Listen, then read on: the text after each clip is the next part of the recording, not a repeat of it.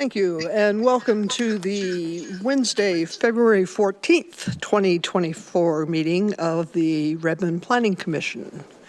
We'll start with a roll call. Commissioner Woodyear. Present. Commissioner Van Nyman. Present. Turn on your mic. Present. Thank you. Commissioner Sheffrin. Present. Vice Chair Weston. Present. And I am Chair Sherry Nichols. Commissioner Aparna is excused tonight. Joining us tonight from the staff are Chip Cornwell, Jeff Churchill, Audra Cardenas, Lauren Alpert, Becky Fry, Josh Mueller, Glenn Coyle, Jenny Liebeck, and Ian Lefcourt. I look for, I forgot to call the meeting to order. Use my gavel. Look for a motion to approve the agenda. So moved. Second. All in favor? Aye. Aye. And the agenda is approved. Look for a motion to approve the meeting minutes from January 31st, 2024. So moved. Second. All in favor? Aye. Aye. And the meeting minutes are approved. This is the time in the audience, This is the time in the meeting when we accept public comment from the audience on any subject that is not the subject of a public hearing tonight. We have one person to sign up, and that is David M.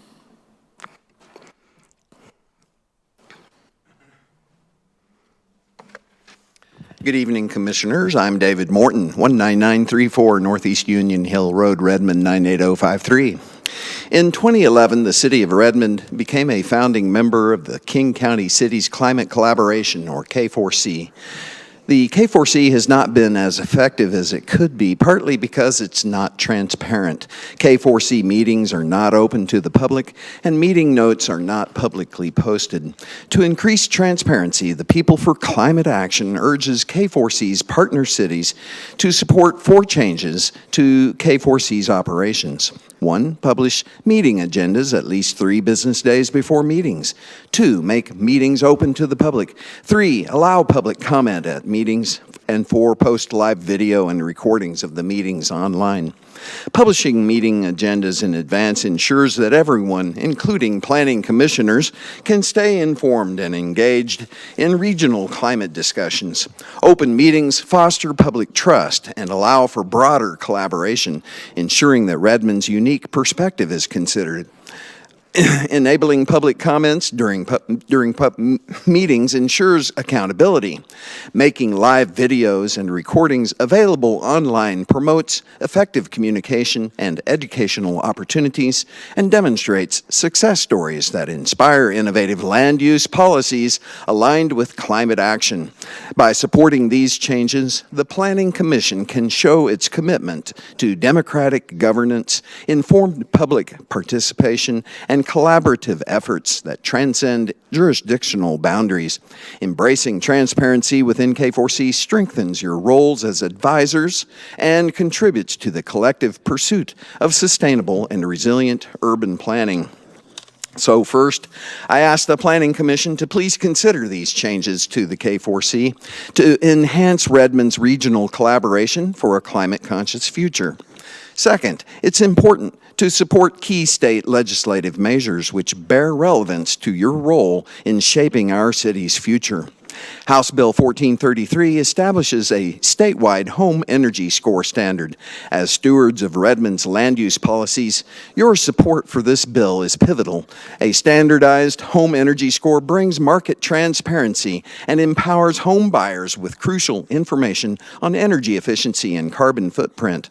This enhances consumer awareness and incentivizes property owners to invest in energy-efficient upgrades that increase property values. The adoption of a home energy score standard aligns seamlessly with Redmond's climate action goals, fosters public consciousness, and contributes to emissions reduction. And it will stimulate job creation within Redmond as demand for home improvements rises. House Bill 1391 introduces an information assistance program for building owners seeking to enhance energy efficiency and lower greenhouse gas emissions. The program facilitates education for building owners and guides them to resources and funding for energy-efficient improvements. By helping building owners make informed decisions, the bill reduces community greenhouse gas emissions and promotes investments and economic growth through job creation. House Bill 1589 focuses on utility fuel switch incentives and advocates for replacing gas with electric space and water heating. By reducing greenhouse gas emissions associated with natural gas combustion, the bill supports Redmond's climate and sustainability goals. It creates economic opportunities by promoting the transition to electric heating and fosters job creation and economic growth. Conversely, Initiative 2117 poses a threat to the progress made by the Climate Commitment Act, which is crucial for achieving emission reductions targets. I-2117 weakens the Climate Commitment Act, compromises the state's ability to address climate change, and hinders efforts to mitigate climate impacts and meet greenhouse gas reduction goals. In summary, support for these bills and opposition to I-2117 aligns with a commitment to sustainable land use policies. Your influence contributes to the city's commitment to combat climate change, promote energy efficiency, and enhance environmental sustainability. Thank you. Thank you. Seeing no one else in the audience, and no one signed up ahead of time to call in, that concludes items from the audience. We will move on to Redmond 2050 Phase 2A policies, Human Services element and Annexation and Regional Planning element, public hearing and study session. Ian. Thank you, Chair Nichols. I will be doing the Human Services element portion of this presentation, and doing the Annexation and Regional Planning portion is... Hi, my name is Audra Cardenas, planner with Long Range Planning, pronouns she, her. Perfect. The agenda tonight is we're going to introduce the public hearing, hold the public hearing. We do not have anyone who signed up to speak, and we did not get anyone who wanted to present via telephone. Then we'll continue the study session. As a reminder, we only had 2 items on our issues matrix from last meeting, so we'll see if we can resolve that tonight. And if the commission is feeling comfortable, we would request that the commission direct staff with a recommendation, in which case we can integrate any small changes between now and the next meeting and get that report ready for an approval. As a reminder, the key policy updates to the housing element really touch on 3 components of making the elements more accessible with the language, emphasizing our values of equity, inclusivity, and making sure that there was explicit policy direction for the expansion, strengthening, and collaboration of our human services team.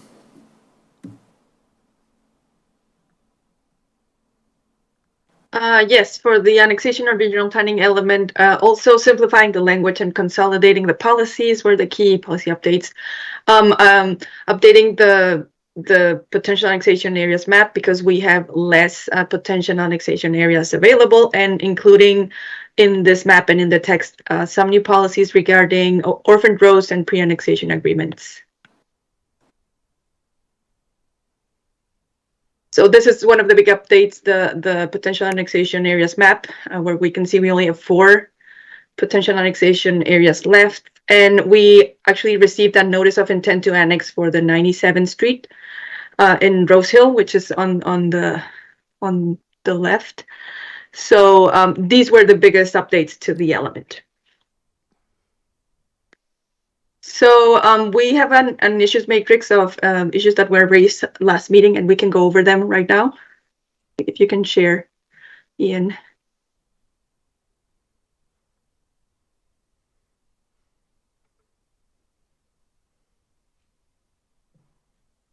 Before we hop into the issues matrix, do we want to open the public hearing? Yes, we'll Yes. open the public hearing. But there's nobody signed up for the public hearing, Perfect. so I will close the public hearing.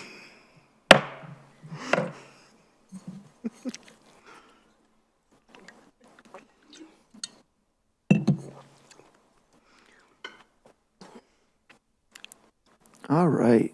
Item 1.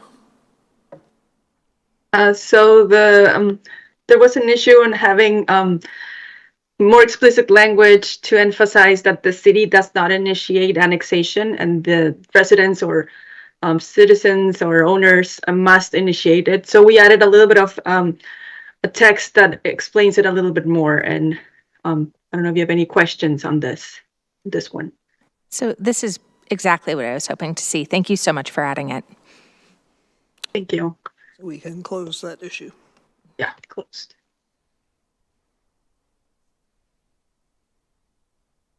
And the next one was also emphasizing that we do not choose our potential annexation areas, that they are assigned to us. So we added a little bit more of context on where these PAAs come from. And this is the same thing. I really appreciate the extra clarity, and I'm ready to close. Thank you. And that's all the items that were on the issues matrix. Do commissioners have any other items that you would like to add to the issues matrix? I had a comment just on consistency in the document. I don't Okay. know that I want to use this time to go over like little nets. You can email, That offline. you can send an email. It's really a matter of consistency, Okay, yeah, that can be handled. rather. Okay. Are there any issues that commissioners would like to add to the issues matrix? Any discussion? Would a commissioner like to make a motion? I'd like to make a motion to accept the human services element as written. Make a, I We- didn't hear you. yeah. So what we would do is, we want to recommend approval. How do we want to say it? We want to, let me get back to what staff is recommending. We can make a recommendation to have staff bring forward a planning commission report. Manager Churchill has put exact language in the chat that we can read verbatim. Move to recommend approval of the blank element to City Council. Wonderful. I move to recommend approval of the human services element to the city council. Do you want to do just the human services, or you want to do human services and Annexation regional planning? and regional planning. Yes, I would like to do all three. I move that. Okay. I'd like to second. Any discussion? It sounds like we still have some cleaning up we might be doing. I would like to submit in writing some comments to the Yeah, I think, staff, and they're not substantial. I don't want to spend hours talking about fonts and colors and stuff like that, but there is some minor inconsistency, and as long as you guys address it, I'm fine. yeah, I think that can, if there, unless there's substantive They're issues. not substantive. It doesn't change the substance, but there are inconsistencies that just need to be cleaned up. Yeah. Okay. Then all in favor? Aye. Aye. Aye. Aye, and the motion passes. Thank you. And may I add a point of clarification? When does staff need those changes in order to get everything ready? We would appreciate it if we could get it by next Tuesday. I'm going to send it tonight because I already have it, but I just don't want to spend 30 minutes talking about minor detail. Great. Okay. Then we will move on to Redmond 2050 Transportation Element and Related Regulations, Final Draft Study Session and Potential Recommendation. And Jeff. Good evening, commissioners. I appreciate the opportunity to join you remotely this evening. I'm looking around on the camera to see if Josh Mueller is in the building. I heard his He name earlier. is. but He's hiding he is. back here. Josh, do you want to? Josh, would you like to come to the table? All right. So just to recap, kind of where we are. The staff introduced this on January 10th. You received the technical committee report and recommendation on January 24th. Commission held a public hearing on January 31st and received a few written comments between then and tonight, February 14th. And so we have 3 open issues on the issues matrix, which I'm going to share here shortly, that we can go through. And then there's additional discussion based on any of the written comments that came in since the last meeting. We can discuss that. And then if we reach a point where the Planning Commission is ready to make a recommendation, we can do that. Or if that doesn't happen, we can bring it back for recommendation on the 28th. So let me bring up the issues matrix. And this is currently open to issue 15, which was about trips taken by children, students, generally. And I didn't add anything here. What we wrote in the memo rather is that we combined kind of the response in issue 24. So if it's okay to hold the discussion on this for a minute. Yep, that's great. Okay, so let's go to issue 17 then, which is about communication and education about the transportation system. I think what we heard at the last meeting is that the commission wanted this concept in a place where it would apply broadly. And so we are proposing to take it out of policy TR 29, which really is about parking, and put it in policy TR 45, which is about the transportation master plan, and include a statement there that says include education and communication as core components of transportation programs, projects, and services. And then the transportation master plan would include more details on kind of what that might look like, kind of depending on the type of project, program, or service that we're talking about. That's great. Thank you. So we can close that one? Yes. All right. Very good. Then moving on to issue 24. This was generated out of a little bit of issue 15 and then some discussion on the 31st about just issues of focused congestion around schools and around other places where students or youth are gathering at specific times of day. And so I think we heard one thing was to kind of identify this issue pretty explicitly in the elements. So that's one thing we heard. So something that's addressed with the paragraph of text here that starts with school and youth related trips. And then the second thing was to talk about what is it that we want to achieve. And that is more in the policy itself here, which is it would be a new policy, and it would be in the transportation demand management section of the element. And we looked around for different places where kind of this would where there would be a best fit. And the paragraph talks a little bit about why TDM, and really the why is because the issue that we're hearing commissioners identify, there are many, but like the one I think we're hearing you identify most is the issue of too many vehicles in one place at the same time. And that really is a transportation demand management issue, although it certainly there are certainly other aspects of it. So I just wanted to say thank you so much for listening. This really it gets right to the root of the issue. So I love the new policy. I love the text around it, the extra narrative. I think that this really, it's a thorny problem, and to take it and just distill it like this is awesome. So thank you so much for taking the time to do that. Yeah, I like putting it in policy. I think it's a good way of putting it in policy language, and then we can look at solutions once we've got it in a policy language. Yep. Thank you so much. And I'm ready to close, but also if other people have comments. I'm ready to close. Okay. Well, thank you very much. You know, it's written. I think we're listening, but also because you brought it up and I think discussed it, it in enough detail that we had an understanding of where you wanted to take this. So thank you. So that's all the issues that were on the matrix.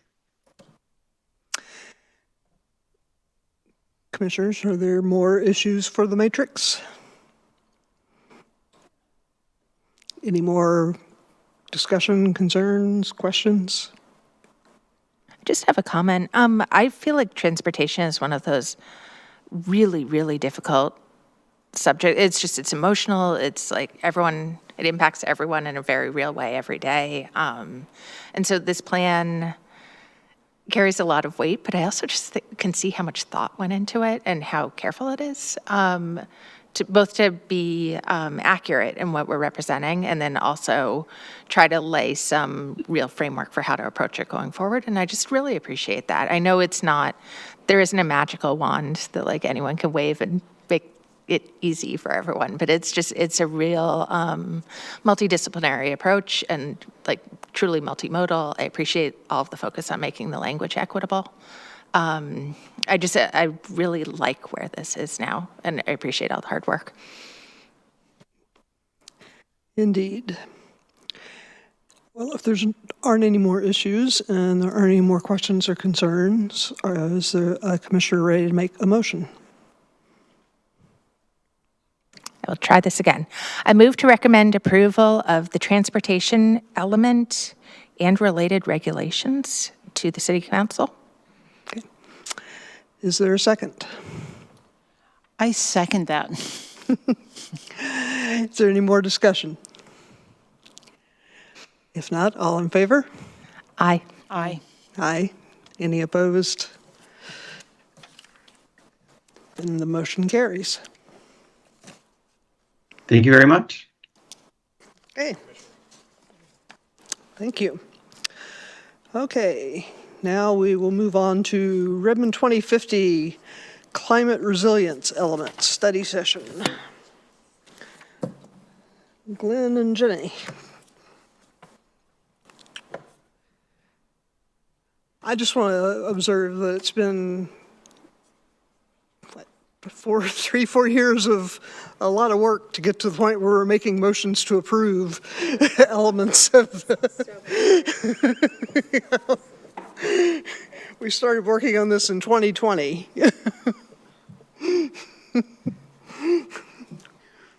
But we have a plan that works. Mm-hmm. So I think we should all be excited about that. All right, good evening, council members, and happy Valentine's Day. Glenn Coyle, planner, long-range planning. I'm joined with colleague Jenny Liebeck, environmental sustainability manager. We are here tonight to review the issues matrix for the climate resilience and sustainability element, which is a new element of the Redmond 2050 plan. We were here in the beginning of at some point in January to discuss the second draft of this element, and we did not have the time to discuss or go over the issues matrix from the first draft. But subsequently, we've been able to have that ready for everybody and also respond to some of the comments we received on the second draft.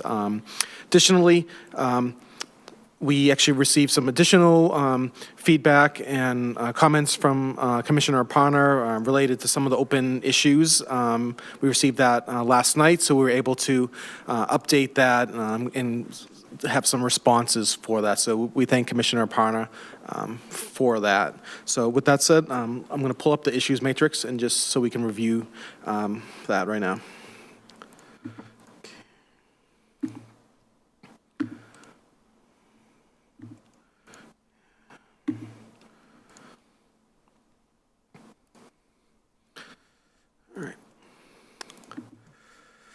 All right. The first issue here was mentioned by Vice Chair Weston, Commissioner Parner, and Council Member Nuva Kamina, formerly Commissioner. So kind of note that. And also, Commissioner Parner provided some additional comments on our response, actually, in her most recent comments there. So we actually will be addressing her additional comment for the final draft. So we can keep that open for the final draft if you prefer. I think that makes sense to me. In general, I like to leave things open if the commissioner wasn't here to close that, and I know that language. Right, we got feedback specifically Oh, from that she's Commissioner willing. Parna to see, is this one of the ones she wanted to leave open, or?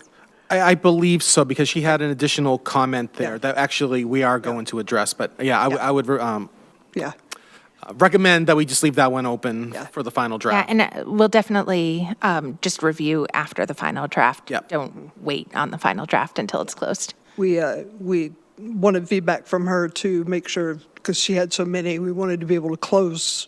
Yes. We didn't want to have to leave everything open, because this is Totally just agree. draft 2, and so we're not coming back until draft 3. We wanted to, so. Yep, that sounds good to me. All right, thank you. The second issue is actually, I wanted to draw attention to the commissioners here tonight regarding the commute trip reduction programs. And as noted, we did update this policy in the second draft to reflect the discussion during the first draft. I'm fine with it. So can we close that issue? Okay, thank you. We just make a note of that. Closed there. Don't look at my spelling, please. Okay. Issue number 3, upon her and her email, which was, as noted, was forwarded to commission. She asked for this one to be closed. Issue number 4 was also Commissioner Parner. Let's see. I believe, yeah, she did not make any comment on that, so we're gonna follow up with her if she wanted that closed or open. Is there any commission discussion besides on this particular item? I really agree with the emphasis on drought as being more of a consideration going forward. So I think that I would also like to see this held open just so we can review in the final draft.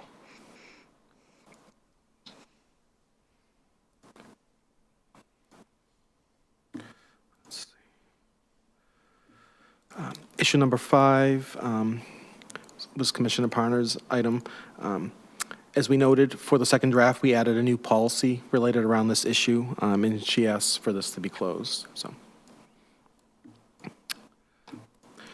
Issue number 6, Parner also asked for this to be closed. I believe, just trying to see what this response was. There's a lot.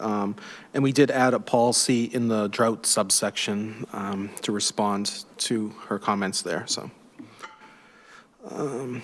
Number 7 was related to transportation land use from Commissioner Parner, and she had noted that we could close this. And we, as staff, we noted that we had updated this policy, which was related to the transportation demand, I believe, so. Number 8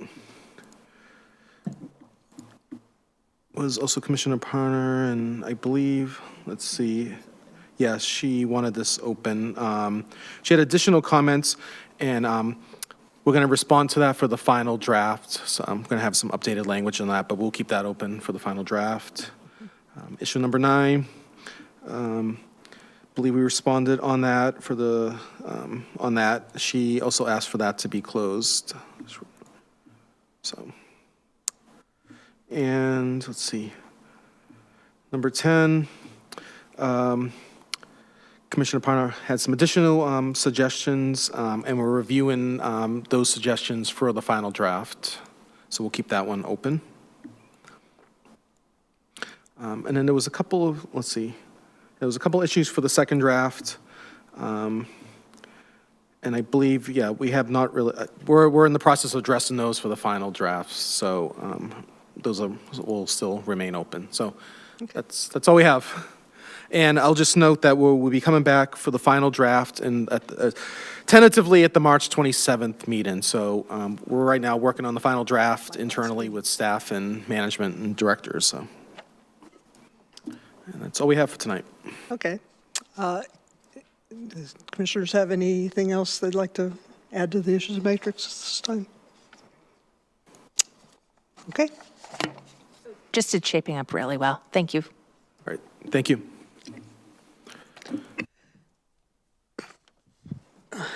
Okay. Now we'll move on to Redmond 2050 Downtown Marymore and Mixed-Use Zoning Concepts Briefing.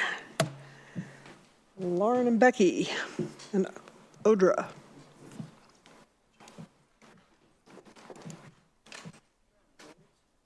Yeah, zipping right through.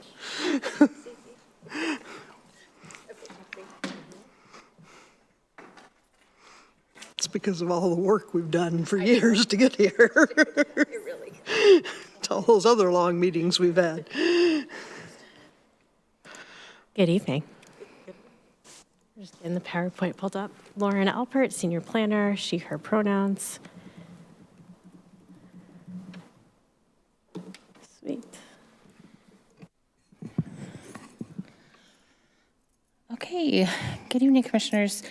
We're here tonight to introduce zoning concepts for a couple of different places. These are the implementation of things that we've already decided on, so it's not completely new, but it's actually taking what we put in policy and actually pulling it into our brand new zoning districts. So what we have tonight is to introduce how we're moving forward, and then get feedback from you on, are we moving in the right direction? Does it sound like it's implementing what we thought we were implementing? Have we missed anything? So we'll come back a little bit later with more details. We'll actually have draft zoning districts for you to review. But right now, it's just getting an introduction to those concepts and walking through what the framework of them, what they look like, and then the direction that we're moving in. So just a reminder of where we are in this process. We've been through several years of visioning. We went through and developed and published our preferred growth alternative through the EIS. Again, now we're actually at the code writing piece before we can implement that. The framework of a lot of this, as you know, one of the big drives of what we were working on is to consolidate zoning districts. We are also doing a lot of simplification on our land use categories as well. This does include streamlining the land use chart, and you'll see some of that in a future meeting, and that's actually going to be pretty exciting. But we're also trying to simplify what a zoning district is. And for instance, like our downtown zoning districts are extremely long and convoluted, and there's a lot of criteria that depend on the parcel size, and we're just trying to really super simplify and be consistent in our structure of what is actually in a zoning district. So I'm going to turn it over to Lauren to walk through the first couple of sections. So as Becky said, downtown, some of the key changes for downtown is that consolidating zone. So we're going from something like 12 zones to 3 zones for downtown and getting rid of a lot of those sub areas, especially in Redmond Town Center. We're doing some little increases in height and density, and those are largely to accommodate the growth that we projected in the preferred growth alternative. So we wanted to make sure any density we're adding accommodates for that growth. We're also looking at updating our incentives in downtown, similar to what some of the things we saw in Overlake in terms of affordable housing and affordable commercial, inclusive design, and use-specific incentives, so incentivizing some of those uses that we find valuable. And we're still drafting that. It'll look the same, but it'll be different from Overlake, but it's a similar in concept that we're looking at in terms of the point system. So here you see those 3 zones and these purple and blue shades. So town center, our downtown core, which we're in right now, and our downtown edge. And then also you see our proposed line for the transit-oriented development area. So some of the differences in these, and so you see the town center and downtown core are very similar in terms of our height, a little bit difference in the floor area ratio, that FAR is a little bit different in the center and downtown core, and the edge, even less density and height. And then also something to note is in the town center and the downtown core, both of those have increased height and FAR when they're within that TOD, that transit-oriented development focus area. So once again, incentivizing development in those TOD areas. So here you can just zoom in on kind of the town center and where that is. And some pictures of town center and downtown core. We should be familiar with downtown core. It's where City Hall is. It's where downtown park is. And our downtown edge. So that sort of less dense areas on our edges that will be abutting some more residential areas of the city. And then here's a zoomed in kind of our TOD focus area. So some of the things that we considered, that close proximity, that a quarter mile around the station, looking at that 10-minute walk shed, and then also looking at respecting that Old Town Historic Core, which is its own district now, but will be kind of into the downtown core moving forward, and also respecting that downtown edge boundary. So not going into there. Anything you want to add? Pause at this point. Yeah, are there questions on downtown before we move on? Or comments? It's sort of a topical question. Does the zoning code distinguish between affordable housing and supportive housing? Supportive housing is a separate category, and it is treated that way because the state law treats it separately. But we do have, in the use chart, it makes it very clear that supportive housing is allowed basically anywhere regular housing would be allowed. Great, thank you.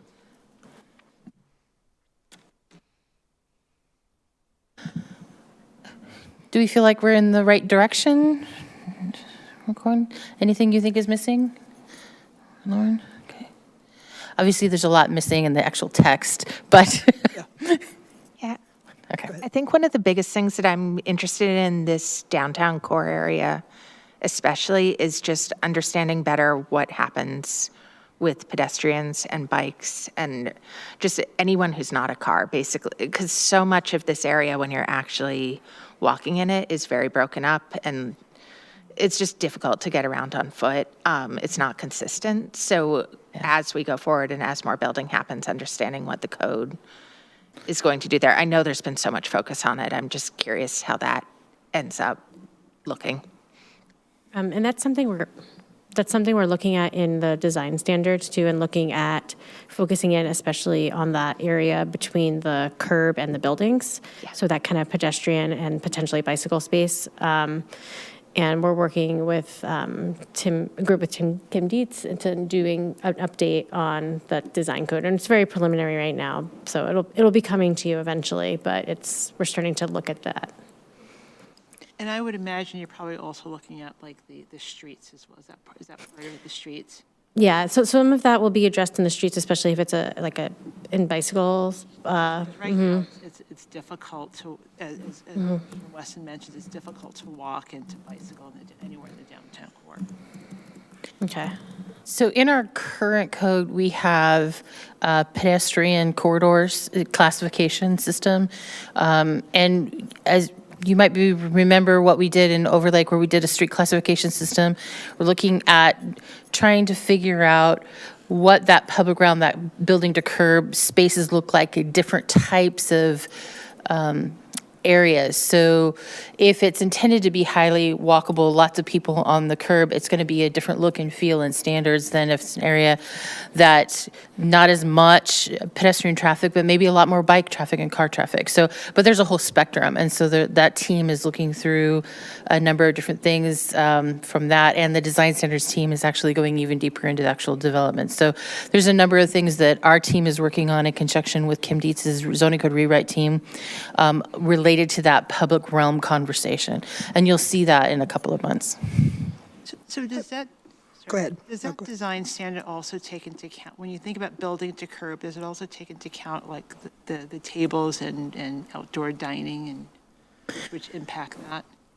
It'll take into consideration the public spaces and what needs to be included in them. And there's a number of different elements, but it might be easier for me to have a separate conversation with that team and maybe provide a little briefing on what's coming, maybe at a future, and just kind of walk through what all is included. Okay. I would think, maybe hope, that consolidating the zones into a few big zones would make it easier to have some consistency throughout the downtown, rather than the way it used to be, where there are a lot of different. I would hope so, but I would love to see what that looks like so I can envision that. But even within a particular zoning district, especially downtown core, because it's so spread out, we're going to have different areas that have much more pedestrian activity. And so the street-based classification and the pedestrian realm classification system are going to be much more nuanced than just the zoning map itself. But it'll be similar to what we did in Overlake. They'll have a map, and it'll be labeled of what is the classification, and then we'll have the standards that go with it.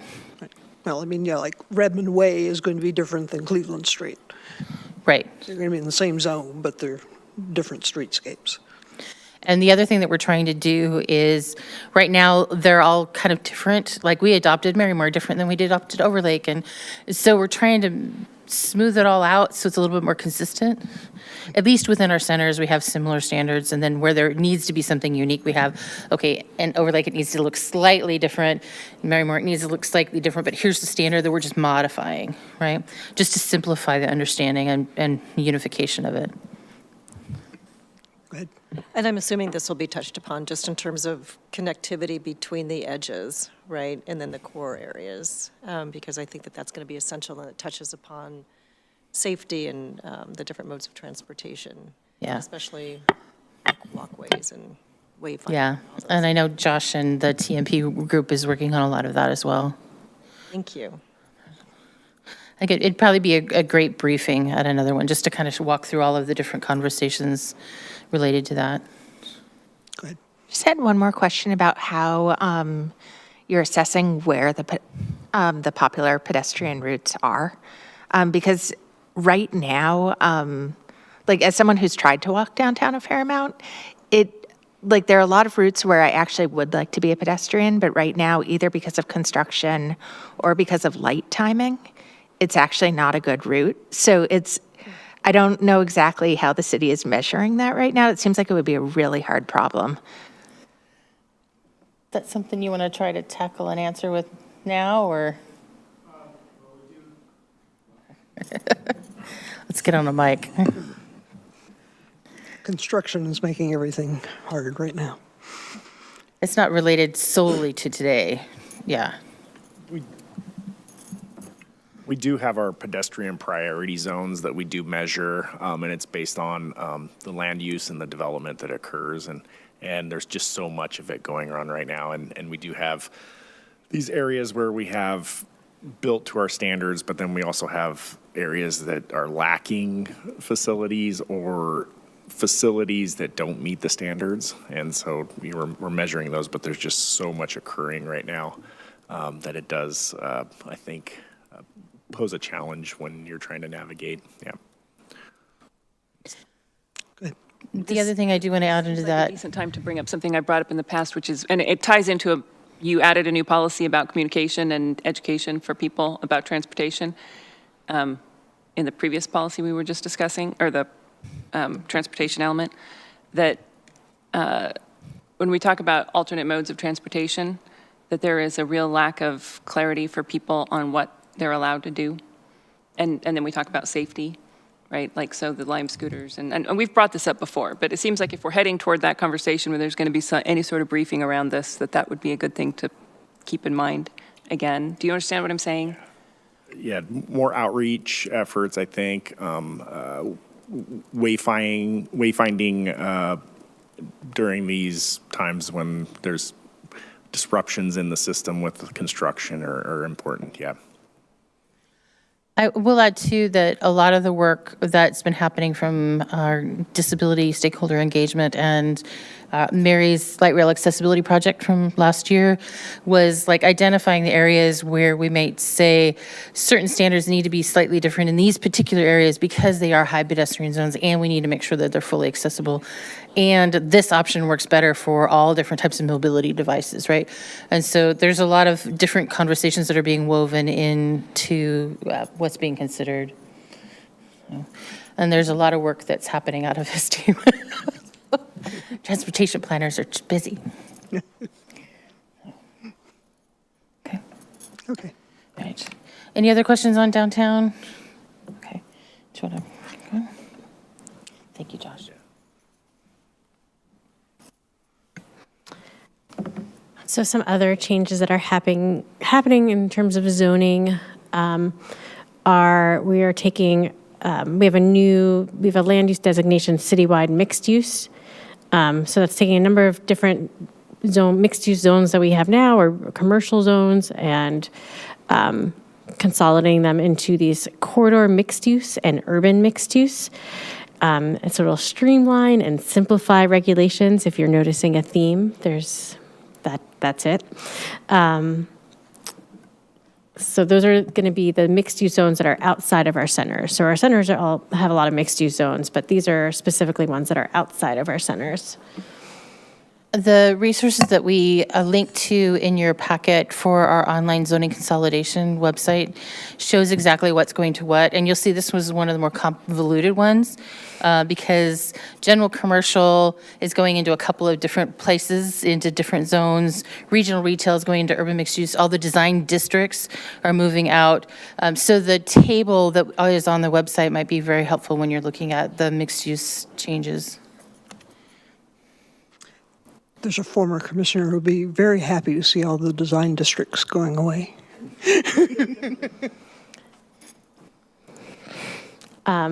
So this is highlighting on the left, we have our urban mixed-use district, and then on the right, you see the corridor mixed-use districts.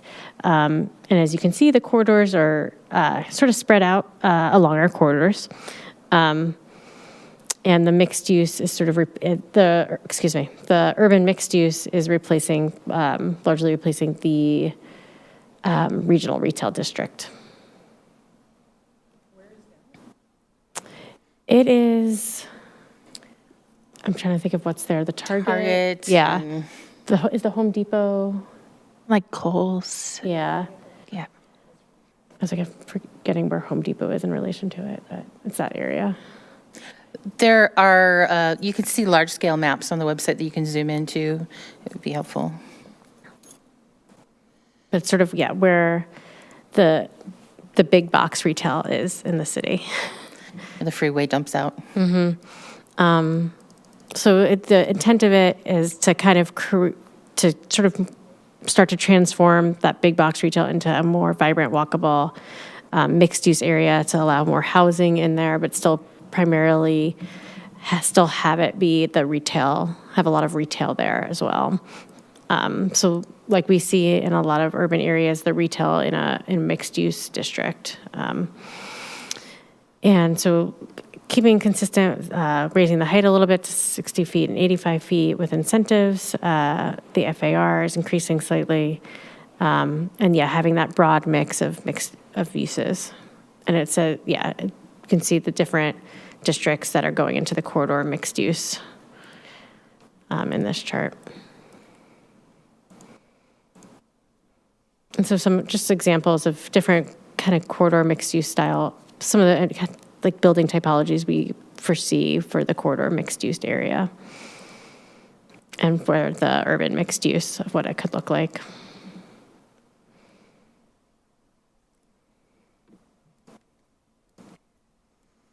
So the neighborhood mixed use is a new zone that we're implementing to implement this complete neighborhood concepts that we were talking about last summer. And its purpose is basically to create walkable communities where people can get like a liter of milk or some stuff that they need. Like they don't have to take the car to get some basic stuff that you could have in like little corner stores. So we still don't have a lot of this like FAR or locations decided, but we are still studying that, and we're probably going to have some more decisions in the summer. But the building types are going to be like home businesses, maybe some little micro retail, some, I don't know, using a house and having like the first floor having some commercial space there, and some coffee shops or like that. So if we go to the next slide, we can see some examples of stuff of commercial space that would probably be what we're thinking about, like having the same, for example, 7 is a coffee shop in Seattle, and it's basically integrated into the neighborhood, but it has like little spaces outside where you can eat. Or the other one, some of these are in Vancouver, and some are in Seattle. So having this little space that doesn't, where you can, what's commercial space where you can really walk to it and don't need to use your car, and it's really integrated into the neighborhoods. Are there any questions on this one? Looks great.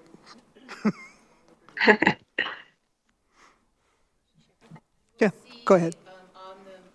On the materials on the website, you will notice that we do not have anything identified on the map yet Right. with the zoning district. So that is a discussion to be had. So I had a little bit, I love the neighborhood mixed use. I think that is so cool. I would love to have that close to me. The previous conversation about the big box stores, I feel a little bit awkward being the one defending them because I don't personally like them, but I do have a lot of people, the reason they come to Redmond is their kids' sports and Target. And I've listened to impassioned conversations about how much better the Redmond Target is because it's huge, and how much they can't shop in their current Target. They have to drive from Seattle or Bellevue or Kirkland to get to ours. I don't have, that is so subjective. I don't have any data behind it, but I am curious if you've talked at all to the big box stores to get a sense if that's a real issue or not, because I do think that it's serving, I mean, the parking lot's always packed. I do feel like it's probably serving a need somehow. I'm not entirely sure that it's not the right thing to just say, well, there was a time and place for this and it's moved on. But I do think there are a lot of people who are very attached to those big box stores and you make a lot of use of them. So I think weirdly, I'm actually advocating for possibly reconsidering that. I'm not exactly sure what I'm arguing for here, but it's just that I do see them actually serving a very real need. I imagine there's data somewhere that shows there's X amount of fewer Amazon deliveries as a result of having those big box stores.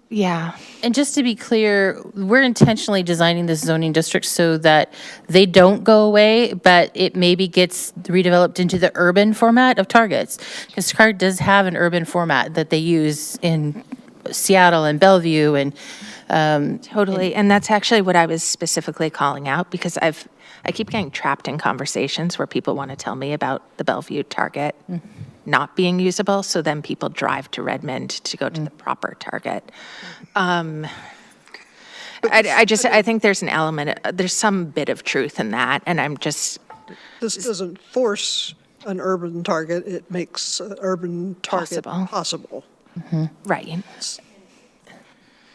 I'm not familiar with the Bellevue Urban Target. What's wrong with Bellevue's Target? It's allegedly very small.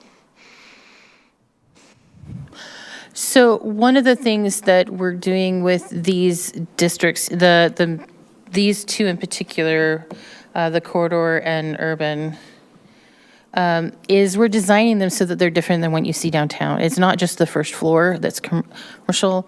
We're talking about a number of different ways that we could have, like a percentage of the building might have to be non-residential. We're looking especially for the urban mixed use at a couple of patterns and districts that other people have used where that's like a lot of different mixes are going into that building. And one, Audra gave us an example where the bottom floor, the first floor underground was a bowling alley, and then there's offices and a school, and there's a whole bunch of things going on. And that's really the intention of that urban mixed use, is to really get a lot of things going on downtown in that building and not just have first floor, just a small percentage of non-residential.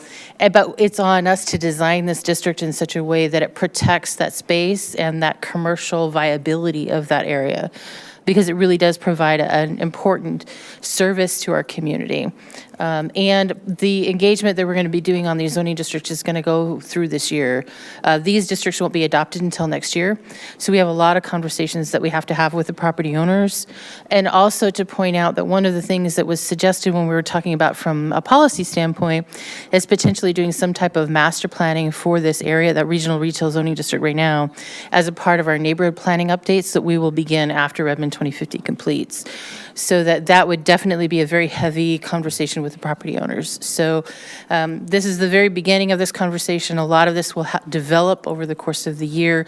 But then as we go into after Redmond 2050, the neighborhood plan updates, it'll continue as we try to look at how do we make this redevelop in such a way that it really does protect that area and those things that people need it to stay. Yeah, so thank you. It's helpful to hear that, even if it's anecdotally, that people really value the size of it. And I mean, when I do my big box retail shopping in Redmond as well. So I appreciate that and understand that. So thank you for sharing.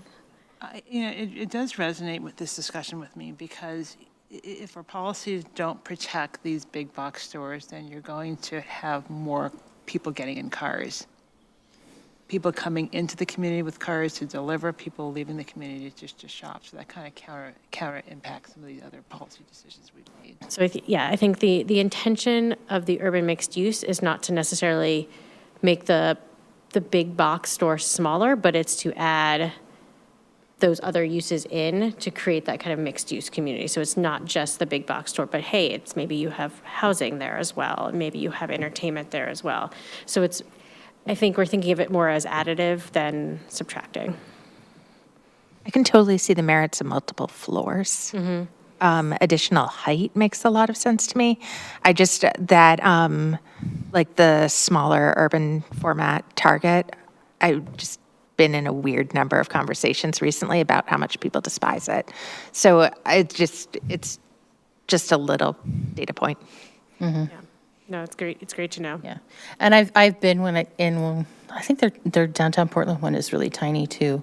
Yeah, so I understand. You go in and it's only a couple of rows, and then where's the rest of it? Yeah, I get it. Okay. Or even as big box stores go away, you don't want it to be replaced with all these tiny little retail so that you get the net effect. I'm sorry, I missed that. Even, potentially as big box stores goes away, you don't want it to be, that footprint to be replaced with smaller footprint of stores of the effect of losing the retail piece. Okay. Any other thoughts on the directions that we're going with these mixed-use zones? Okay, great. And again, we'll be coming back with a lot more information as we develop these out. This is just the beginning. Okay.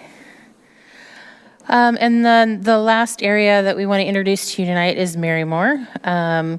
We are consolidating the zoning districts in Marymore, and there's some rezoning in there as well. We have 5 Marymore design districts today inside the core area of Marymore. We had originally gone out to the community last March and April to have a lot of conversations about what do we want to do from a consolidation standpoint, what does people feel comfortable with. We had proposed and actually just consolidating it down to 2, just super zipping it back up. The community came back and pushed back and said, no, they really do want to keep that concept that's in our code that we adopted in 2017 that has an edge to the park. And it builds intensity slightly down as we go closer to the park, but it really engages and activates the space and provides that permeability to and from the park, but in a less intense way than the areas that are more to the interior. But we also got a lot of conversation in the last half of the year with property owners about where the lines should be drawn, right? If we do go with 3 instead of just 2, where do we call that buffer? And I actually had 5 or 6 different maps floating out there, and we're talking to different property owners. And so what you see before you today is the result of a full year of conversation with the community about what they would like to see C, and so that's what we're moving forward with. And so you see, we do have a Marymore core that is all of 1 and part of 2, but basically capturing whole blocks of areas that are right near the light rail station. So if you're the block right across, you're now actually pulled into that Marymore core, whereas a lot of that Marymore 2 today is excluded from that higher density district in the 1.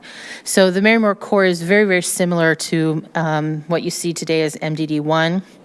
And then Marymore Edge is very similar to what we see in the MDD 5 from an intensity standpoint. And then MDD 4, we're just basically renaming to Marymore Manufacturing.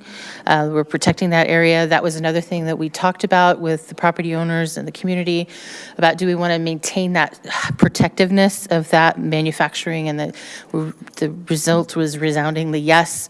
Go ahead and keep that protected. However, there were some provisions in there that says really limit retail in this area as another way to kind of protect that, and that they were easing off on that a little bit. The community didn't feel like they needed that type of protectiveness as much. And so there are a few changes in there, but mostly that Marymore Manufacturing is just a rezoning name change, really. And then outside of that central area, we do have general commercial areas that are going to urban mixed use and corridor mixed use.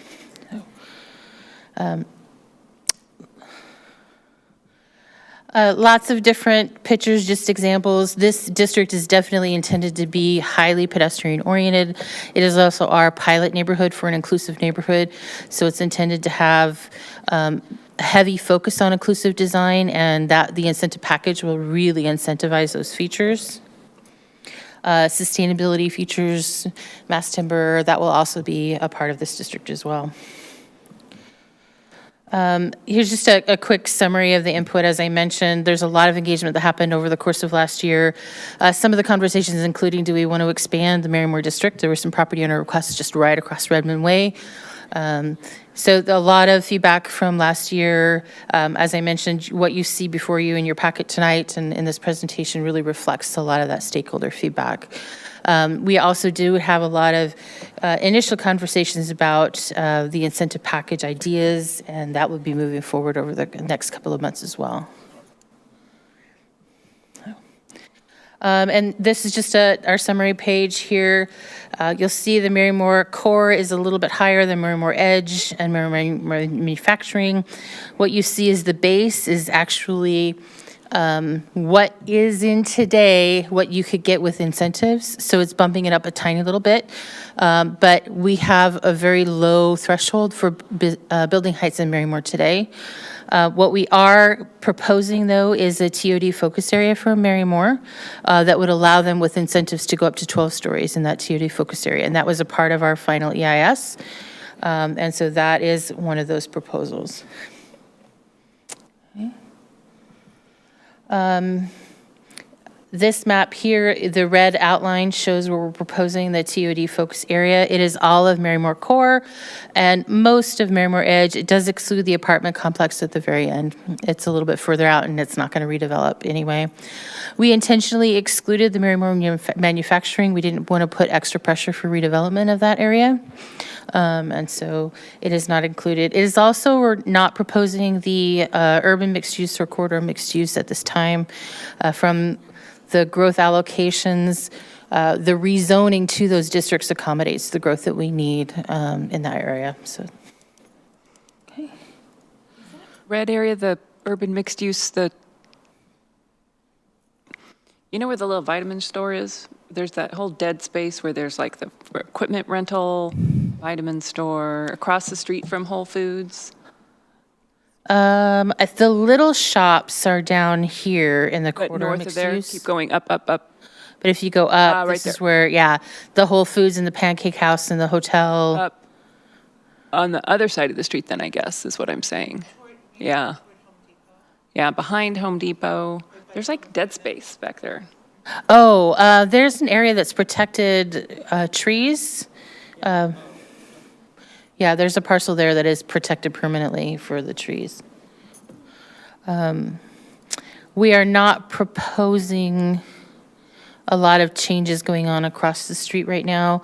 But a reminder that this corridor is one of the corridors that we identified for after Redmond 2050 as a part of our corridor planning. So this was actually one of the highest priorities, so it'll probably be one of the first that'll go. One thing that would really help me in the conversations going forward is if you could say what percentage of Marymore Core and Marymore Edge have already been redeveloped. Because my sense is that it's sort of a shrinking, like a rapidly shrinking set of properties that we're even thinking about. Am I? There are some properties that have already come in for redevelopment, but there's actually quite a lot in here, but the area is small, right? The neighborhood's not that big. But we've been talking to, I'd say, the property owners of the vast majority of the land that's left for redevelopment. I've been having a lot of conversations with the last couple of months. There's a lot of movement in there, a lot of desire to explore their options of what's coming up under the new code.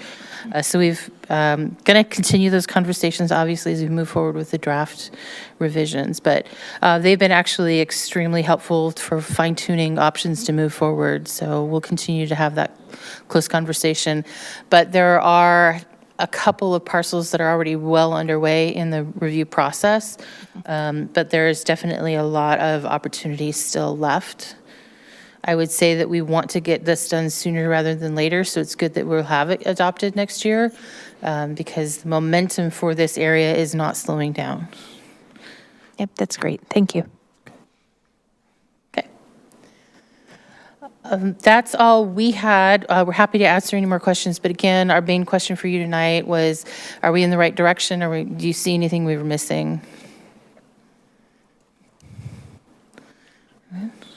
I think it looks good. So I haven't actually seen before how you go from policy to zoning. I think we saw some of it with Overlake, but it just in terms of how that process actually works and how you decide whether or not you're actually like meeting all of the policy changes. I'd love just a little bit of insight into how that happens. It doesn't have to be right now. It's just, I'm curious. Yeah, it's actually, the full development of the zoning districts are 100% the implementation of the policies.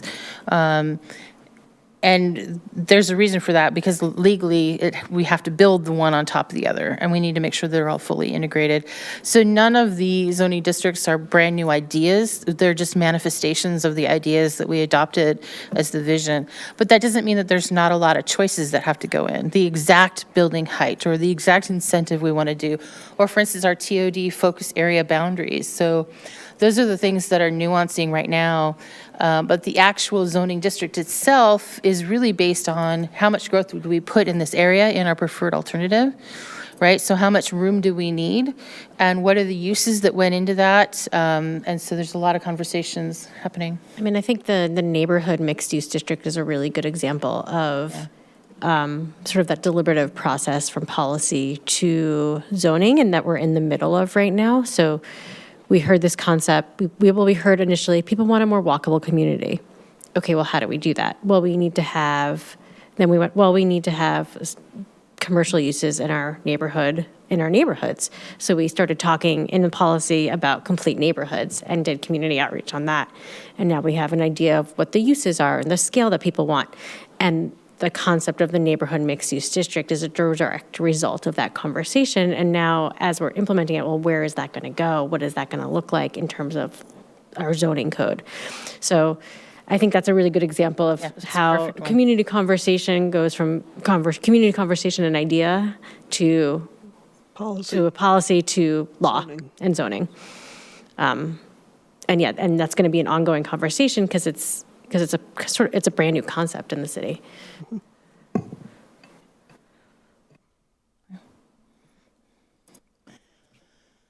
Okay.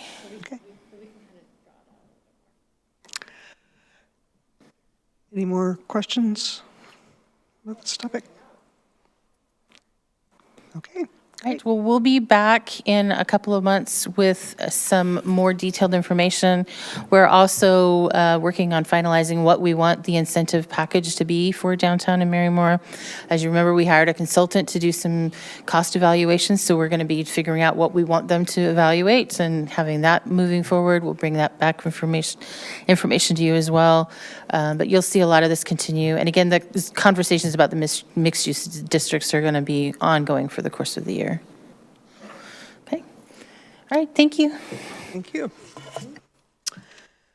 Okay, staff and commissioner updates. Ian.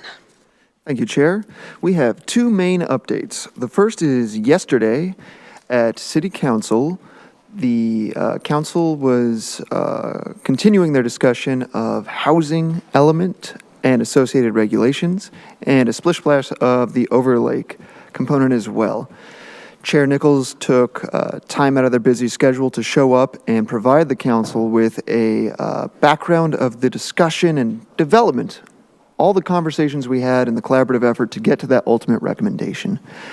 We went through an issues matrix about the various questions that they had brought up at the previous council meeting. And overall, my interpretation is that they had relatively few questions. Manager Churchill asked for a kind of a temperature check. Do they think we're going in the right direction? And it seemed affirmative to that effect. I only have a couple of follow-up questions to provide further information to them on, but overall, seems like they're on board with what you recommended. And I want to communicate that they emphasized their appreciation for the hard work that this team did to get to those thoughtful recommendations. And the second update is that we have a meeting on February 28th, as normal, and we also have a meeting on March 13th. Now, March 13th is another public hearing. So while all meeting quorums are important, March 13th is especially important. Please let staff know our availability to make sure that we get that quorum. Thank you. Okay. Any commissioner updates? Go ahead.